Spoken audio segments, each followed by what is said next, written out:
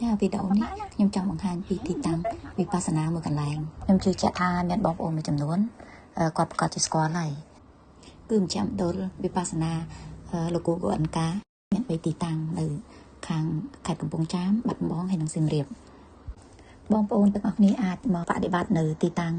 ទាំង3កន្លែងនេះបានដោយសារទីនេះมันតម្រូវឲ្យបងប្អូនបង់ជាថវិកានិងប្រាក់កាសអីទេក្រៅពីហ្នឹងសិក្ខាកាមទាំងអស់ក្រោយពីបញ្ចប់វគ្គ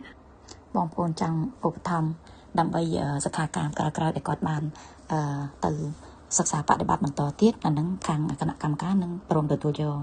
នៅទីនោះវិន័យតាំងតែងបន្តិចប៉ុន្តែការដែលវិន័យតាំងតែងគឺ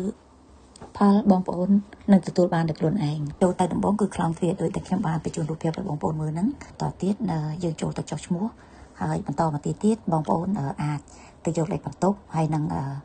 យកសម្ភារៈដែលមានតម្លៃតែបើយកល្អតែម្ដងអានេះជាគំនិតរបស់ខ្ញុំបើសិនជាបងប្អូនដាក់ចិត្តដាក់កាយថាបងប្អូនទៅបដិបត្តិដើម្បីទទួលបានផលបងប្អូនបាច់ពាក់គ្រឿងអលង្ការមកហើយយើងគួរតែទុកនៅផ្ទះបងប្អូនចាប់ផ្ដើមបោះសម្អាតបន្ទប់ដោយខ្លួនឯងទៅមជ្ឈមណ្ឌលតម្រូវឲ្យបងប្អូននឹងរក្សាអរិយាស្ងាត់បងប្អូនមិនអាចតាក់ទងជាមួយនឹង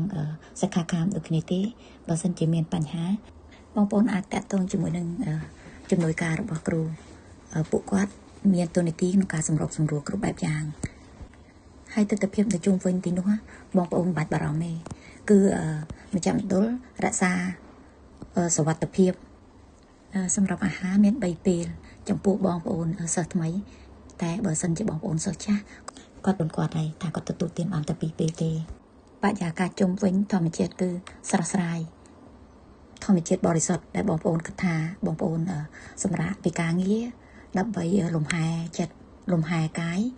ក្នុងការដែលដុសលាងដុសខាត់នៅមន្ទិលសៅមងទាំងឡាយដែលមាននៅក្នុងចិត្តបងប្អូនទាំងប៉ុន្មានដែលបងប្អូនទិញថប់ហើយបងប្អូនសាកល្បងនៅមជ្ឈមណ្ឌលវិបស្សនាមួយណាក៏បានដែរដែលមាន3ទីតាំងនៅខេត្តកំពង់ចាមបាត់ដំបងនិងខេត្តសៀមរាបហើយការធ្វើដំណើរមកហ្នឹងក៏អត់យូរប្រហែលដែររយៈពេលដែលយើងវិបស្សនាគឺថ្ងៃពេញរបស់មជ្ឈមណ្ឌលគឺ10ថ្ងៃហើយការធ្វើដំណើរទៅមក2ថ្ងៃទៀតអញ្ចឹងវាអាចនឹង12ថ្ងៃហើយខ្ញុំចង់ឲ្យបងប្អូនទាំងអស់បានទទួលយកនៅបទពិសោធន៍ថ្មីនិងអ្វីដែលថ្មីដោយសារខ្ញុំជាមនុស្សម្នាក់ដែលមានជំងឺផ្លូវចិត្តស្រាប់ផងខ្ញុំជ្រើសរើសយកការព្យាបាលដោយការធ្វើសមាធិវិបស្សនានេះហើយបន្ទាប់ពីនោះមកខ្ញុំក៏បានទទួលបានជោគជ័យ